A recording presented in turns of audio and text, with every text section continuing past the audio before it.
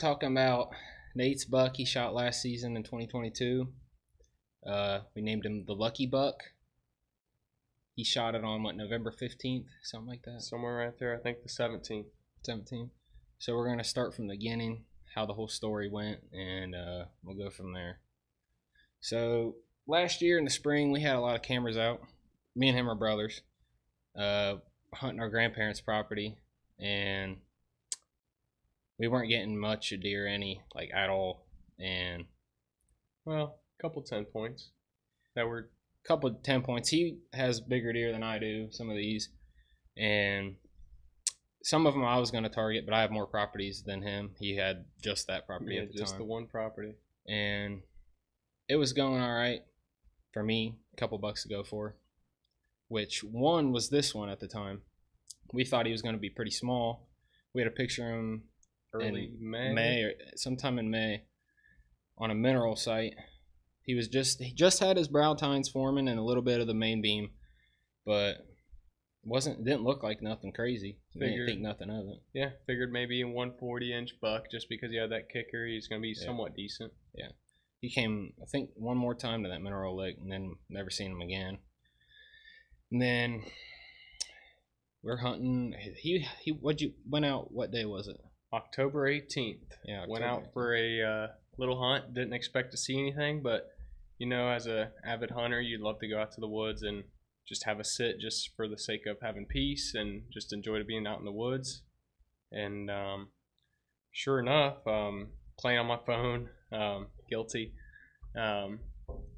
Sure enough, a big buck came strolling right by. Probably didn't get enough time to yardage him or nothing. If I were to guess, probably around 18 yards. Came from an area where not many deer come from, so totally taken by surprise. Frantic, grab my bow, launch an arrow without knowing the yardage. Recently redid my sight on my bow that year too, to where I adjusted the yardage per where it was. Yep. Whereas the previous years I just had the 3 pins set at like 10, 20, 30 or whatnot. So it was totally new scenario for me. With the shot, he jumped about 20, 30 yards further, so got him about 40 yards. Had my quiver down at the bottom of my stand, so I'm trying to pull it up real slow, fast, without him seeing me. He saw me. He dipped. I don't think he blew. He did dip up out of there. And I thought to myself, I said, the way that buck came, I bet you he was on our camera. Mm-hmm. So I think that night I got down out of my stand frustrated. Went straight to the camera that I thought he'd be on. Which we didn't have cell cameras there at the time. Yeah, that one didn't have much there anyway. Yep, that one was not a cell camera, so I pulled the SD card, checked it real quick on my way out, saw him on there, and my jaw dropped. Didn't even know what to think at the time. I've seen bucks probably similar in size, but nothing non-typical like this. So didn't know what to think at the time. Yeah. Called my brother and dad. And actually, weird enough, my brother had a story for me to tell that day. Yeah, he came home saying he shot and missed a giant. And I was like, yeah, right, whatever. Because I told Dad I shot a nice 9-point at the other property, which I didn't make a good shot at the same time of day and everything. So we get back home. He's telling me he missed, all mad and stuff. We went and tracked my deer. It was still alive today.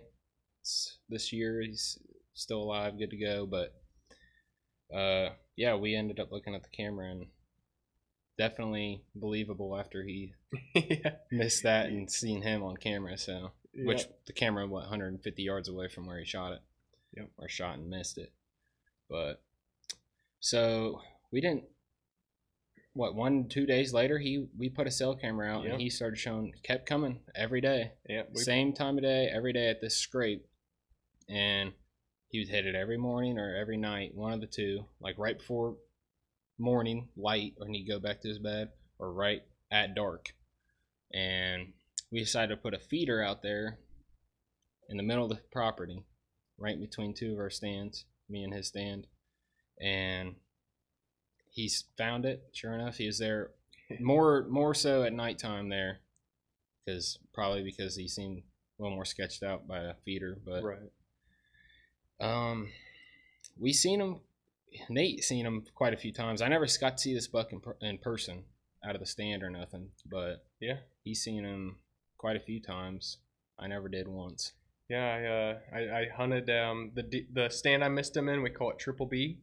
I hunted that stand weirdly the first time I've ever hunted it all year, any year. But after I missed him, I just decided to stick it out. You know, he likes that area, so I just figured I'd stick it out. I saw him, I think, one other time chasing a doe, which was probably about 50, 60 yards out.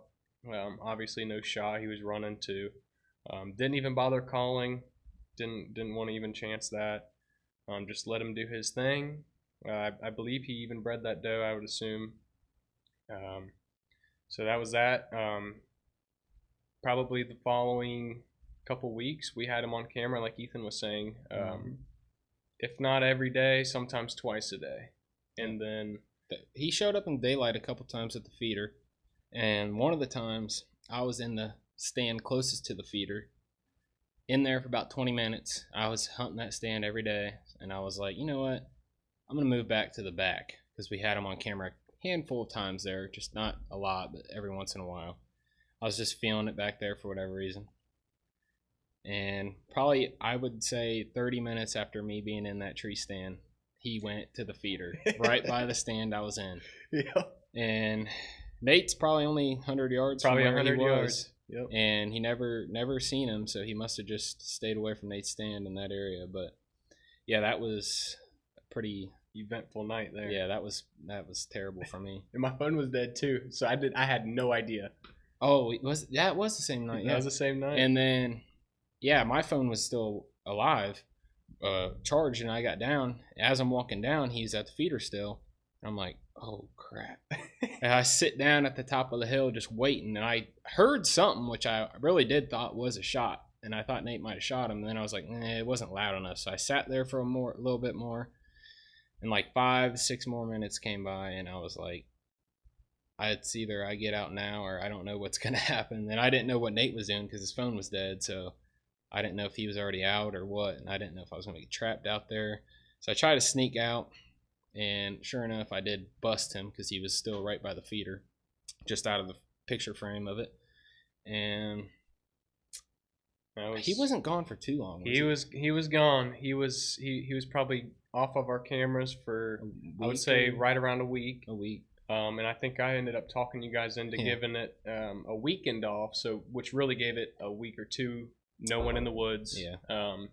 Let him kind of settle down, regroup, right? And then he liked the area, whatever it was, the does, something. He liked the area there. I think it was those does. It had to have been the does, but he ended up coming back. And I did want to add. I think one of the big changes we did, the feeder, like you mentioned. Yeah, the feeder definitely helped. The feeder kept them does there year round. I promise you, they didn't even leave their property. We don't shoot does on our property. We let them reproduce EHD and whatnot. We got low numbers anymore, so we like to keep the numbers up. If you get the does, you got the bucks. That's what we like to say. Mm-hmm. And as you can see, the walls missing a few bucks as well. You can tell that's very proven. One other thing I wanted to mention is we recently, this was the first year we ever had an alfalfa field. Mm-hmm. And those deer tore it up. And never got past 6 inches tall. Yeah. They mowed it down 24/7. Yep. And that brings me to Dad hunting the field, or the corn feeder stand. Yeah. He saw Lucky, I want to say 50 yards. 50 yards probably. Dad didn't feel comfortable taking that shot, so he let him walk as well, which was surprising. Yeah, very surprising. It is a hard shot, but I think he knew how excited we were about the buck being there, and I think he probably wanted us to take him rather than himself. This is his 8-point, which was previously the biggest buck out of our family off that farm, which was 169 8-point, which is pretty big 8-point, real big 8-point. And then it leads to, he ended up coming back on camera a couple times in the middle of the night. Yep. And what was it? Somewhere around Thanksgiving, which I don't know, October 17th. It was around Thanksgiving, because we both of us actually, Yeah. and you had other properties, so he's kind of, we're both I getting was defeated. I was jumping around. I was kind of over the buck because he was getting in my head, and I Yeah. was kind of done hunting him. Getting in your head is the right way to say it. Yeah, I actually almost gave up.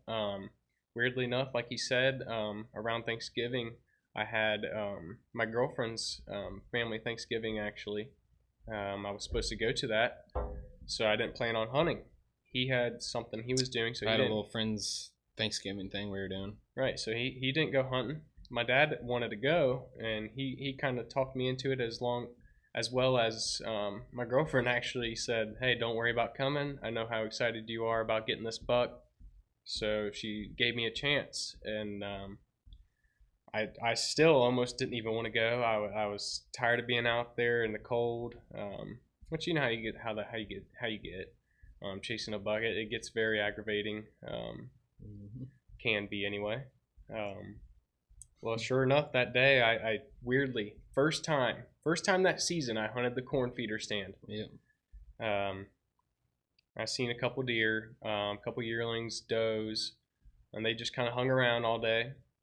Sure enough, over from Triple B, which I hunted all year, in comes Lucky, and I see him running in, and I'm like, "You got to be kidding me!" Right down the tractor path too, which is probably 45 yards or so from the stand. I could probably make that shot. Didn't necessarily feel that comfortable on a buck like this. Yeah, you're probably shaking a lot. Yeah, I was nervous. Ended up he chased those does around a couple times. I had two opportunities at 48 yards, the same exact spot. I ranged him, 48 yards. I've made that shot on the target plenty of times. Actually, I've taken a doe on the ground in our backyard at 48 exactly. Didn't make a good shot on her at the time, but I did find her. But I just didn't feel comfortable taking that shot, so I passed him up both times. He chased that doe, and the yearlings just kind of didn't know what to do. They were confused. They didn't know what was happening, so they were running around with the mom. But the Lucky was chasing the mom around right in the area. Never did get close enough, and then sure enough, he took her right over the hill, never to be seen again. And I thought it was over there. I'm like, man, I was even more defeated. I'm like, you gotta be kidding me. So I might have done a grunt or two. Not gonna lie to you. Probably shouldn't have. He was not interested at all. But sure enough, I kid you not, that doe came running right back over the hill to me. Probably 10 minutes later, and I said, please just give me a shot. And she went right down the tractor path again. He's standing for a third time in the same 48-yard hole. I said, not going to do it. I passed it up a couple times now. Why would I take it now? Sure enough, I prayed and prayed in my mind. I'm thinking, just let that doe come right a little bit closer. She came right behind my tree, past the corn feeder, and I knew that was close enough. She was within yardage. So it was a little awkward for me though, because the tree's in between us, and obviously I didn't want him to see me because he's walking almost at me. And I let the doe pass me, and I let him kind of look away the other way for a split second, and I started to turn. We did forget to mention he is blind in one eye. At the time, I was not thinking that. Yeah. I'm not gonna lie, I was not thinking of that, and I didn't even remember what eye. We just kind of were skeptical. We figured he might have been blind due to the camera pictures. I'm sure you can see him in the pictures that we share. Or nothing. Yep.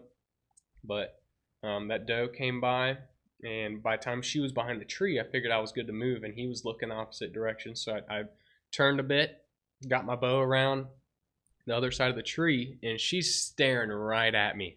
And I was shaking like this, freezing. And I didn't know what to think. I'm like, come on, girl, don't do it to me.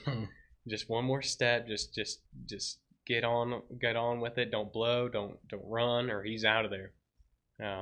And sure enough, she put her head back down. She was stomping a few times. She was definitely knew something wasn't right. But she kept going. That's all I needed. The buck had no idea. Sure enough, in came Lucky, probably 10, 15 yards behind her. And that's when I figured it's now or never. Stopped him where he was. little bit quartering to me. Normally don't like those shots, but I ranged him. He was at 18 yards. I figured 18 yards, I could get the job done there, quartering to me or not. So I drew back. Doe's still staring at me. Even he's looking at me now. Put that pin right on the shoulder. Let it go. Pop. Down he goes. I kid you not, he dropped in his tracks. This was the one day I didn't bring my camera because I hunted the corn feeder stand. Every other time I had my camera ready to go in Triple B.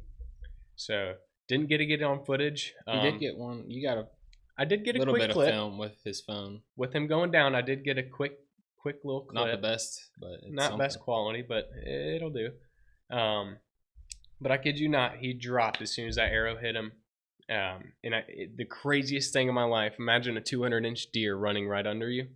This deer couldn't get his, like he was almost crawling, I guess you would say. Crawled right under me, and then I'd say he probably got another 20 yards past me, and he's just laying there. You can see on the video. That's when you pulled out the video, yeah. Yep. Pulled out the video, didn't know what to think. Just shaking. I still didn't believe it. Sure enough, he's just laying there. In the video, you can also see he gets right back up. I thought he was down right there, you know. I think I even put the camera towards my face because I thought he was dead. He gets right back up and tries to go another 20 yards maybe. Mm-hmm. Made it to the tree line. Well, the thicket. Right. And then he died right outside there.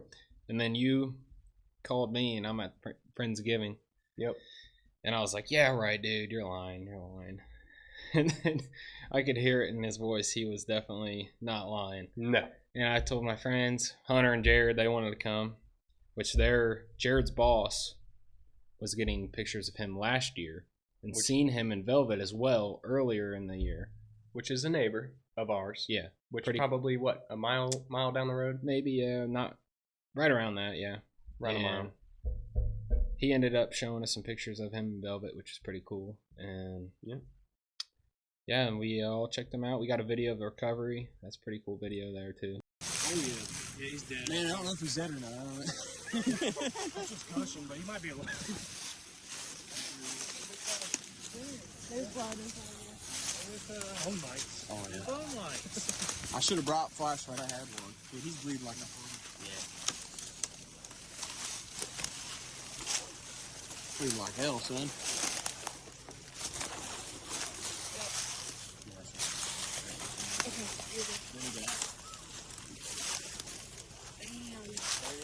Roll straight. Holy shit, son. Go, baby. Holy shit. Way. No. Holy shit. Let's go. No way. Hold on, let me get out of the way here. Whoa. Son. Got him. Yeah, very cool video of the recovery. Was bummed to see during the recovery. I was bummed to see that he lost one of his points, probably about 8 inches or so. Yeah. But yeah, was definitely happy to get hands on him. Was a very exhausting year. Well worth it though. And I hope if anyone has a deer that gives them this kind of year, I hope that you stick it out. Maybe it happens, maybe it doesn't. I'd like to say that it's worth it either way. Can't promise that because I got lucky enough that it worked out for me. But yeah. Got him mounted, and then we took him, got scored by Scott Beam. Which was actually just a few months ago. Yeah, so he already had his drying period, which isn't required by Buckmasters. With a very bad scenario, I won't get into detail. With my taxidermist, didn't really get to have a true score done as it was dried out right at the time, so had to wait a full year to get my mount back and get the official score. Turns out he ended up being the 7th largest bow kill in the county. So I was pretty excited about that, stoked.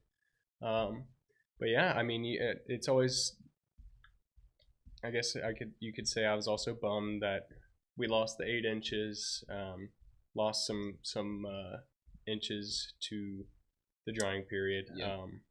So, Yeah, and I honestly, if he never would have lost the one tine, and you got him when he was still a green score or whatever you want to call it, he probably would have been up in the area of the number 1 anyway. I don't know exactly the number, but it's Right. probably closer. So the official score in the Buckmaster's book is 192 and 2/8, so 1/4. Like I said, which was the 7th largest bow kill in Miami County. And he was missing about 8 inches. That's already 200. So yeah, I mean, Plus the obviously green in the record books, he's not going to go as a 200-inch deer. But as for the deer himself, I don't want to take away from him that this is well over a 200-inch deer, and I think he should, in my mind, should go down as such. But in the record books, it's a little different, and I understand that. So, Right. But this is definitely a deer of a lifetime. Don't think I'll ever get anywhere close, let alone top him, but you can rest assured I'll definitely be trying. Yeah. Well, that pretty much wraps it up, right? I think that'll do it. Just wanted to show you guys the little bit of footage that we got of Lucky, and wish you guys luck for the 2023 season. Yep. There's the story of Lucky 2.0.